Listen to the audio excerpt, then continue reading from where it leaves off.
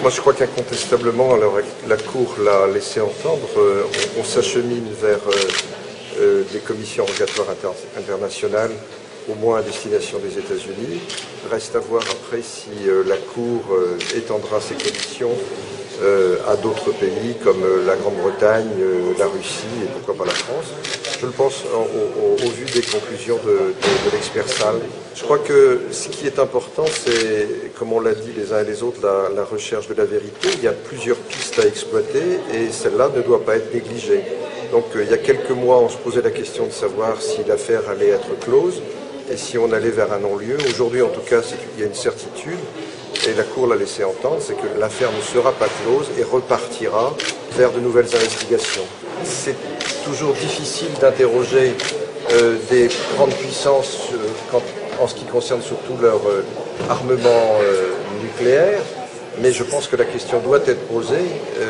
Ne pas poser la question, c'est certainement ne pas avoir la réponse.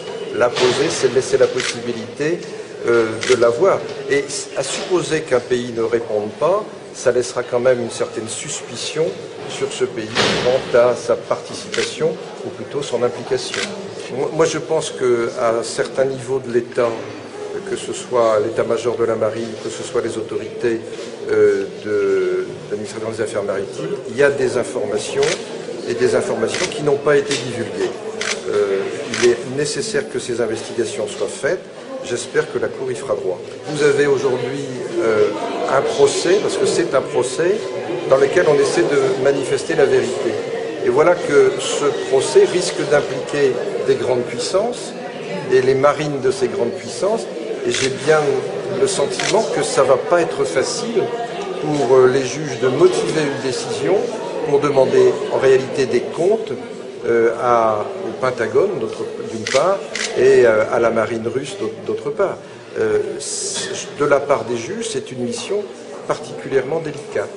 En ce qui concerne le cross-grainé, j'ai toujours du mal, et je le dis depuis le début, à comprendre pourquoi, par hasard, l'enregistreur des communications téléphoniques soit tombé en panne 20 minutes après le début du naufrage. Je suis persuadé qu'il y a eu des informations qui ont été passées au niveau du Cap Grainé et que pour des raisons stratégiques ou pour des raisons diverses, on n'ait pas voulu que ces enregistrements puissent être contrôlés par les enquêteurs et par les juges d'instruction. À l'époque, elle avait la qualité de ministre de la Défense. Dans cette affaire du Bugad-Ebrez, Mme Alliot-Marie a souvent pris la parole pour dire que, à sa connaissance, des bâtiments français n'étaient pas impliqués, pas plus que des sous-marins de quelque nature que ce soit, de quelque nationalité que ce soit. Aujourd'hui, la piste qui est ouverte, notamment par M. Salle, va dans le sens contraire à ces affirmations. Je crois qu'elle doit effectivement s'expliquer pour nous dire aux juges quelles étaient les informations dont elle disposait à l'époque pour ces affirmations.